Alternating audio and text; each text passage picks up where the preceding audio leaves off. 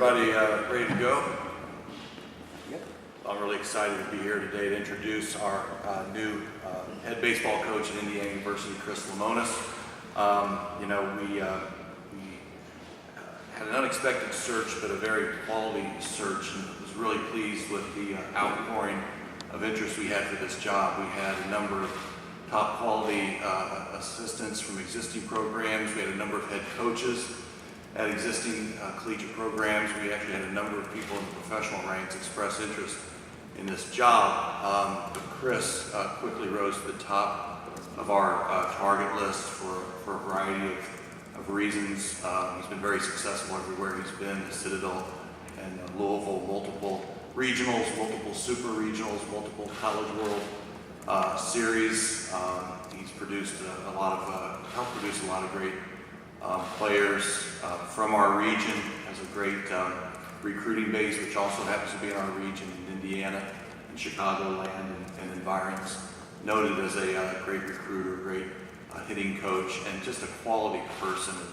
When you enter into one of these things, you look for fit, and you look for someone who will represent your university well. And the relationships that Chris has developed really speak well of the way he will build this program and keep us going in the right direction.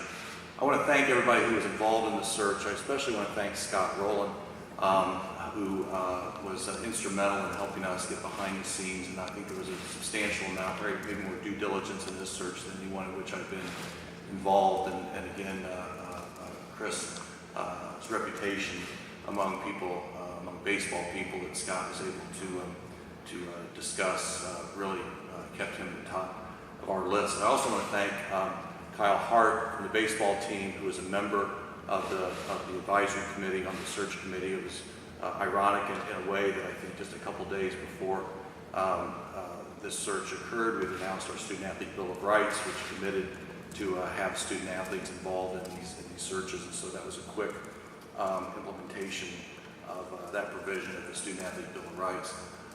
In terms of business, we have finalized our contract with Chris. Chris will make an annual salary starting at $250,000.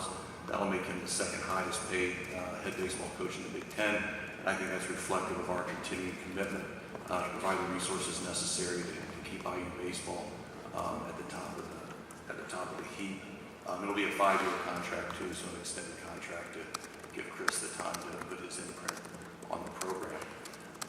So without any further ado, I will call for the right-hander and ask Chris to say a few words and have a little presentation at the end of the program. First of all, I just want to say thank you. It's a blessing to be here, and the process, as somebody going through the process, I think it took about 4 or 5 days, and that was the nice part about it. And joining campus and coming in here and meeting everybody, I'd known Indiana baseball just from playing them and being in the other dugout, but getting inside and meeting both the Scotts and Fred and everybody else, it had a different feel than a lot of different places I'd been. And it was, I always knew it was a great baseball school the last couple of years. I just didn't know inside the student athletes, the commitment to the student, and everything else. I'm excited to take over. Tracy Smith did an unbelievable job here. And so I've told everybody and I've told recruits, I'd much rather take over a place that's at the top than at the bottom. And so we got a whole clubhouse full of winners. It was what I feel like with that group. You always got to be careful what you wish for, because I've sat in the other dugout and wished Kyle Schwarber was gone for years, and now I wish he was in our dugout, type of thing. But it's a great group of kids coming back. We're excited. We feel like we'll be at the top of the league. I've had a chance to hire some unbelievable assistants. They're not here today because they're recruiting, and they're out trying to find the next great Hoosier. But it's a fun time, and we're really excited to be here. Excellent. Be happy to take any questions. Don't have to have any, but be happy to have some. Pete. Fred. Chris, how are you? Great. Pete DePremio with the Fort Wayne News Sentinel. I guess nice to meet you. The last 2 years, IU's had a tremendous amount of success. What, from your perspective, is the key to sustaining it? Recruiting and having great players. And I think one thing, because I've had a history of 8 years of playing IU, It's pitching and defense. That's what I think everybody looked at the 3 big hitters, but I think we were 7th in the country last year in pitching, and we played unbelievable defense, or they played unbelievable defense, but us now, I've been telling recruits, we beat Louisville, 6 out of 7 times. I've jumped on that side already when I'm talking to recruits, but because we're competing in this part of the country for kids, but we're going to pitch and play defense, and that's the key, and try to recruit the best kids in this part of the country. Chris, Dustin DePierre, Bloomington Herald-Times. What, as far as just recruiting so far, what kind of reception have you got going around from the kids, and how do you get the idea of how they view Indiana as a program? What's been your sort of read there? It's been great. We've one of the hardest parts about recruiting here is we've been to Indianapolis a couple times. It's hard to focus because we've had so many IU people coming up. All my assistants have said it all day long. Everybody's talking to you and welcoming you, but the kids themselves have been great, especially the younger ones. We've kind of jumped in a little late, so the rising senior class, a lot of kids are signed, but a lot of the young ones are excited, and we already got them lined up for football games in the fall and everything else. And I think that culture, that's one of the big things we're trying to change is we want the kid that grows up and is dying to be a Hoosier. That's what we're trying to work for here. What else could you just say about this past month or whatever? Just what's it been like, basically? How's the whirlwind been, and how have you kind of found yourself settling in? We've been swimming. It's been a fast 3 weeks, which we've loved it. We've enjoyed it. It's easy to get up every day and go. Today's the first day in 9 days we haven't had a recruit on campus. So we've had kids coming in and visiting and showing them off the campus. My first group, they were IU grads, and so they were telling me, Coach, turn left, turn right, kind of working me through campus. But it's just been a lot of recruiting and trying to get everything lined up here with the previous team. There's such a veteran previous team. We've tried to build relationships there. And then on the other side, trying to get everybody coming in. What's that in terms of just dealing with a veteran team? I guess, what have they told you, about themselves, I guess? What's been your kind of general read on them? What have they kind of told you about what's worked here? Kyle Hart told me on the interview, he just said, Coach, we want to win now. And so I shook my head and I said, I understand. And so that's been the biggest side, is it's a group of kids that they want to continue the success. And that's what we talked about, is just, it's going to be a different coaching staff, but the goal's still the same. I know Tracy was very motivated to win and win the right way, and our group's going to be the same. Being new, there's going to be some changes in there, but the reality is we all want to win. And I think it's when you have a group of guys that know how to win, it's hard to beat them. They just are. I'm sure our group thinks they're the best team in the Big Ten, and they should. And if they're going to play that way, through the end of the year. Very interested. What you said Kyle Hart was a part of the recruiting process, or what did he tell you? I guess what did the players tell you about what they wanted? Well, they also emphasized they're ready to wanted to win now. They were looking for a proven winner, somebody can step right in and keep the program at an elite level. We really felt like that was check with Chris. He was the National Assistant Coach of the Year. He's with a well-regarded program, highly regarded head coach, a great coaching tree. Someone who had passed on opportunities that he could have explored, but didn't think that was the right step for him. So they were looking for a real quality person that they could get behind and feel like he's a been there, done that guy, and that's who we think we got. In terms of breaking that out, the idea of giving players a voice in the coaching search, I guess, was this kind of the best case scenario to have a team that's been winning, have veteran guys, basically, stuff like that? Was this the best way to kind of introduce that when you've got a bunch of seniors and guys that kind of know what it looks like?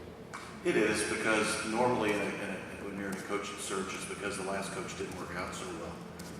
That's the coaching searches I've been involved in to this point, but here's one where we had a wildly successful coach, and as Chris said, winning breeds winning, and that we're going to win attitude gives you such an advantage before you even get started. And they brought that to the search and had a lot of confidence in what they were looking for, so I think that was a real positive part of this. Zach, did you have? Yeah, sorry. I guess for Fred, for you, and then Coach for you as well, both, just the 5-year contract, the commitment. I know you talked about giving Tracy that kind of commitment a few years ago. How important was it for you to carry that forward as you hired his replacement and coach? Sort of, I guess, second question, how important was it for you to see that kind of commitment, not just the size of the contract, but the length of the thing too? I just thought a multi-year contract made sense given our general commitment to baseball. Wanted Chris to feel like, you know, he could continue to keep it going in the right way and not be looking over his shoulder. And frankly, someone who's succeeded in the way that Chris has, I think, deserves that kind of stability going in. So that was something that we put on the table immediately and didn't have to, you know, have negotiated from us. That was our initiative. From the coaching side, it's once again, I go back to recruiting and kids knowing you're committed there, and how long are you going to be there? I've already gotten how long are you going to be there? And that's, you know, lifetime is what your hope is. And so, but you know, kids know all those different things, and that's something you fight just in that world. And just it's a comfort to know, hey, we can get in here and do it the right way. And eventually, with this team, we'll lose a lot of seniors and upperclassmen this year. That, you know, pretty soon it'll be a big new group of kids that are coming in and feel like you can do it with your guys, you know, in there. Chris, Evan Hooper, Indiana Daily student. Tracy Smith kind of believed in power and recruiting guys who had power. What is kind of what are some of your baseball philosophies that you're going to implement here? And is there a specific kind of player you're going to look for? We're looking for an athletic, powerful guy. I know that sounds a little crazy, but last year we led the country in stolen bases, so we had a lot of athletes that played, and because it helped so much on defense. But a couple years prior to that, one of our first teams, we had 80 home runs and over 100-something stolen bases. So we like to have the ability to do it all. And so if you can find some I like bigger athletes. I like guys who can run and move, and try to get some guys that can do a little bit of everything. We got to be able to win on Friday night 3-2, and maybe on Sunday we got to win 10-7. So I'd like to be able to do it, you know, a little bit of both ways and try to be blended there. Our system's always kind of had that we've worked out of from an offensive side. Pitching wise, I like my pitching coach, that was one of the reasons he came, is we like big bodies and velo. Not that we won't have some different type of guys, but he's had a lot of success with some big body Midwestern kids. He had Lance Lynn at Ole Miss and some different guys like that he's had a lot of success with. Chris just described my athletic package too bad. Pete?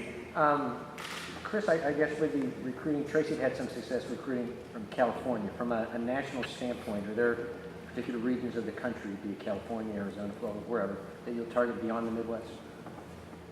We feel like we can recruit anywhere, but we're really going to probably make a more concentrated effort in Indiana, Illinois. Chicago's been a big area for me over in the past, and we have a lot of contacts there. And I think half the school seems like they're from Chicago. There's a lot of kids down here going, so we feel like that's a big basis. But we're really number 1, 2, and 3. We're trying to really attack the state of Indiana, and we're really trying to. The state here has got great players everywhere, and we'd like to get a couple more guys to play here. Obviously, this team is losing kind of some big leaders with DeMuth, Donato, Schwarber, and Travis. When you first met the team, what are some leaders that you kind of identified right off the bat? Well, the first guy I met was Kyle Hart, so that was definitely one. And then I think we were walking around and met Will Nolden, which I almost cut Will the first day because he knows it. Because I was coaching third in Omaha and he threw out our guy by like 6 feet, and I had to put my head down and go back to the dugout. So I gave Will a hard time and said, you know, you may not have a spot here. But and then Scott Donnelly was one that we spoke a lot with in the process that I thought, talking to him and feeling him out. But a lot of guys were in town for camp, so we had a chance to meet a lot of the guys and sit down and talk. Some of the freshmen and also some of the older guys. But I would say those handful of guys. Ryan Halstead's a kid we've had multiple conversations with. And I've tried to let my assistant coaches, you know, call them here and try to touch base so we can. We're really working hard in that area of relationship, just trying to make sure we all kind of know each other before we start. In terms of, I guess, like you talked about coaching third, in terms of responsibilities you had at Louisville versus what you're going to handle here, I mean, have you thought a lot about what all you'll control? Will you still coach third? You know, how much will you want to control from the dugout? How much will you leave to assistants, or is that something you maybe just haven't thought a ton about since July? Well, I hired a pitching coach, so Kyle Bunn will run 95% of the pitching. Obviously, we'll always talk about it, but he's a real experienced guy, and I felt like I could lean on him in that way and call him pitches. From the offensive side, I'll be more the offensive coach. I brought with me another guy, Kyle Cheesebro, who is more of a hitting guy, the hitting swing mechanics, different things like that, sitting in the cages with guys. But I'll run the offense from that side. I'll probably do it from the dugout and let my young assistants coach the bases. But and then defensively, I'll do all the team defense type of stuff. Are you still working on a third guy? Is that put together yet? Really close. So we'll probably announce it here in the next couple of days. So.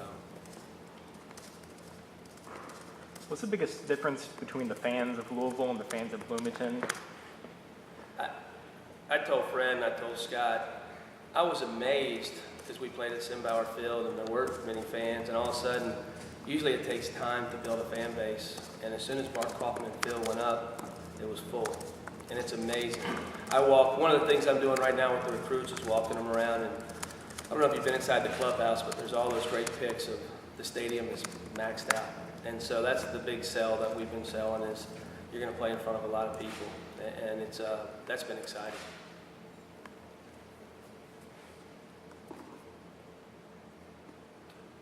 Anything else? Excellent. Well, I would like to extend a Hoosier welcome to Chris and be the first one to provide him his first jersey. So, Chris, welcome to Indiana. Thank you. All right. Appreciate it.